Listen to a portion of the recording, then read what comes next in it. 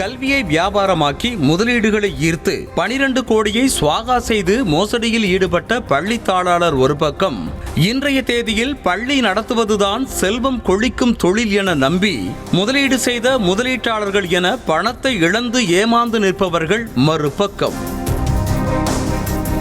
தருமபுரி மாவட்டம் கடத்தூரில் இயங்கி வரும் கிரீன் பார்க் இன்ஸ்டிடியூஷன் என்ற தனியார் பள்ளி கடந்த 2016ஆம் ஆண்டு முதல் செயல்பட்டு வருகிறது. இந்த பள்ளியின் தாளாளரான எவரெஸ்ட் முனிரத்னம் என்பவர் முதலீடுகளை ஈர்க்க பங்குதாரர்களை தேடியதாக தெரிகிறது.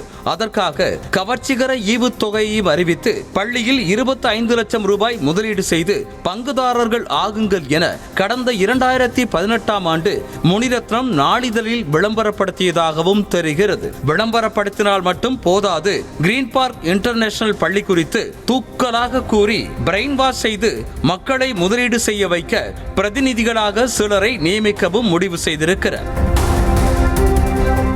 அப்படி பிரதிநிதிகளாக நியமிக்கப்படுபவர்கள் கல்வித்துறையை பற்றி நன்கு தெரிந்த அனுபவசாலியாகவும் நம்பகத்தன்மை கொண்டவர்களாகவும் இருக்க வேண்டும் என்பதை உணர்ந்த தாளாளர் முனிரத்னம் ஆலங்காயம் வட்டார கல்வி அலுவலர் சித்ரா, அவரது கணவர் செல்வம் மற்றும் நாற்றம்பள்ளி பகுதியைச் சேர்ந்த ஓய்வு பெற்ற ஆசிரியர் சம்பத் ஆகிய 3 பேரை தேர்ந்தெடுத்திருக்கிறார்.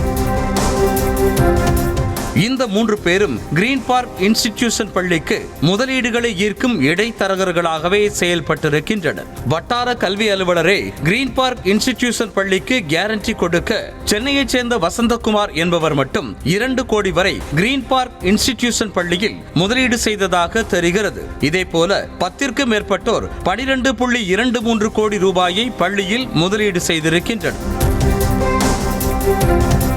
ஆனால் பணத்தை முதலீடு செய்த நாள் முதலே முதலீட்டுக்கான லாபத்தையோ ஈவுத்தொகையோ வழங்காமல் தாளாளர் முனிரத்னம் ஏமாற்றி வந்ததாகவும், மீறி கேட்டால் கொலை மிரட்டல் விடுக்கப்பட்டதாகவும் தெரிகிறது. இதனையடுத்து முதலீட்டாளர்கள் போலீசில் புகார் அளித்ததை தொடர்ந்து தனியார் பள்ளியின் தாளாளர் முனிரத்னம் உள்ளிட்ட 15 பேர் மீது வழக்கு பதிவு செய்யப்பட்டது. தீவிர விசாரணையில் இறங்கிய தருமபுரி குற்றப்பிரிவு துணை காவல் கண்காணிப்பாளர் தேவராஜ் தலைமையிலான போலீசார் இடைத்தரகர்களாக செயல்பட்டு மோசடிக்கு உடந்தையாக இருந்த கல்வி அலுவலர் சித்ரா உள்ளிட்ட 3 பேரை கைது செய்து சிறையில் அடைத்திருக்கின்றனர். இதற்கிடையே தலைமறைவாக உள்ள முக்கிய குற்றவாளியான கிரீன் பார்க் இன்ஸ்டிடியூஷன் பள்ளி தாளாளர் முனிரத்னத்தை போலீசார் தேடி வருகின்றனர். செய்திகளை உடனுக்குடனும் துல்லியமாகவும் தெரிந்து கொள்ள சப்ஸ்கிரைப் பண்ணுங்க.